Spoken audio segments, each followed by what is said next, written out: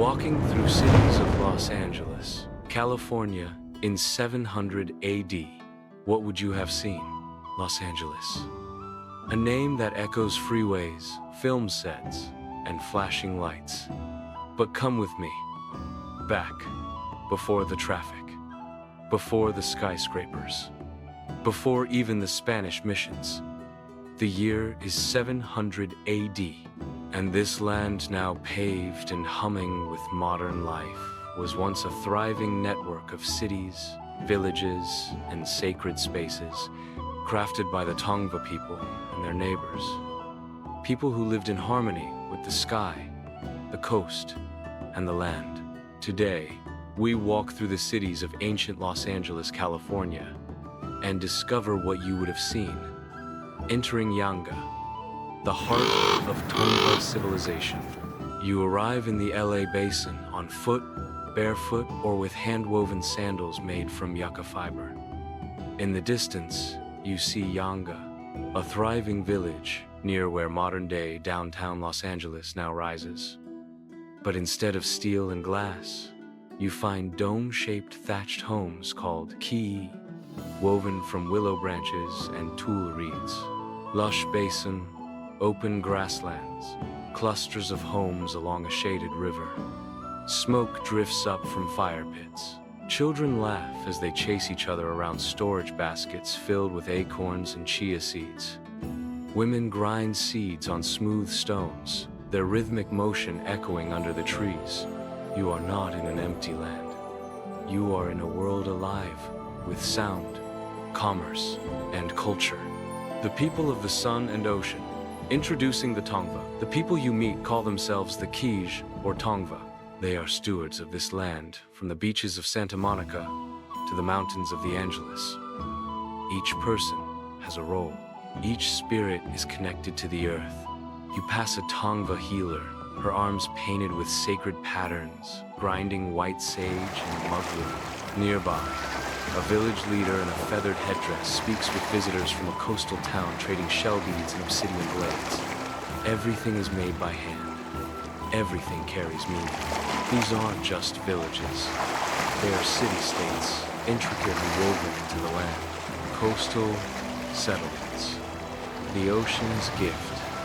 Now, we head west toward what we now call Venice, Malibu, and Santa Monica. Here, the Tongva maritime communities build canoes not of wood, but of sewn planks, waterproof with natural tar from the nearby La Brea deposits. These remarkable boats, called yachts, glide effortlessly across the Pacific. They carry fish, sea otter pelts, seaweed, and shell jewelry traded up and down the California coast. You would see maritime craftsmen carefully stitching redwood planks with plant fiber cordage, and women weaving baskets so tightly they can carry water. The people live with the rhythm of the tides, markets, dance, and diplomacy.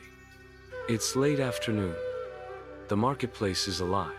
Vendors display intricately carved shells, chunks of aromatic pitch, and hand-carved wooden tools. You see an elder storyteller, surrounded by youth, recounting the myth of Weoth, the god who shaped the land. And then, a ceremony begins.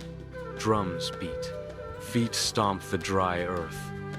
Dancers in feathered skirts circle a sacred fire, their faces painted with ochre and black ash. This isn't performance, it's ritual, memory, identity. You are watching a civilization remember itself in every beat, every step, every flame. The inland valleys, food, farming, and fire wisdom. Let's move inland, toward what is now Pasadena, San Fernando Valley, and San Bernardino. Here, you find agricultural villages nestled along creeks, where food is grown, gathered, and stored with precision. Acorns, the sacred staple, are everywhere. You see women leaching tannins from crushed acorns and hollowed-out rocks near the stream. Children carry armfuls of sage. Men manage controlled burns to renew the land and drive out pests. The Tongva do not farm the way Europeans later would. They tend the land. They encourage growth, and they pass down ecological wisdom that would last for centuries. spiritual spaces, and rock art realms. In the shadow of sandstone cliffs, you enter sacred land.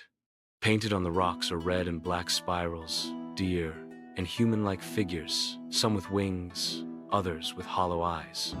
You are at a sacred ceremonial site, likely used for vision quests, astronomy, and ritual dances. A shaman draped in eagle feathers and obsidian beads chants beside a fire. Smoke rises, curling around carved boulders aligned with the stars. This isn't just religion, it's cosmology. It's the science of soul.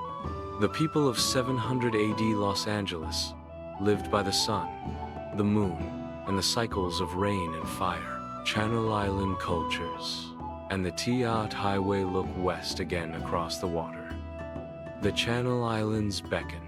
On Santa Catalina, San Clemente, and San Nicolas, you find thriving coastal cities, also built by the Tongva and related Chumash. These islands are not remote. They are hubs linked to the mainland by sea trails carved into memory. Boats carry salt, dried fish, and healing minerals. Here, men and women dive for shellfish. They track the stars and celebrate lunar phases. It is a maritime society, scientific, spiritual, and sovereign. What you would have heard, smelled, and felt. So what would you have felt, heard, and smelled in 700 AD Los Angeles? You'd feel warm earth beneath your feet. You'd smell sage, mesquite smoke, and ocean air. You'd hear laughter, drums, birdsong, the call of a shell trumpet. You'd feel belonging, because everything here was built with meaning. Nothing was accidental. The coming change, a quiet warning. But as you stand among these homes and fires, a wind whispers of change. In 300 years, explorers will arrive. In 10 years, the land will be transformed forever. But here in 700 AD, you witness the world before disruption. A world in balance. A civilization that understood something we've nearly forgotten. That land is not conquered, it is lived with. Final reflections. The true city of angels. They call this the city of angels, but the real angels were the people who built their lives here, with vision, art, and wisdom, long before the concrete came. The Tongva, the Chumash, the people of the canyons, the tides, and the stars. They saw Los Angeles not as property, but as a partner. So the next time you drive the 405, remember the footpaths. The next time you smell the salt air, remember the canoes. And the next time you look up at the sky, remember the ones who mapped it in stone. Thank you for walking with me. If you were moved by this journey, subscribe, like, and share. The stories of ancient America are still being told, and you just walked through one of them.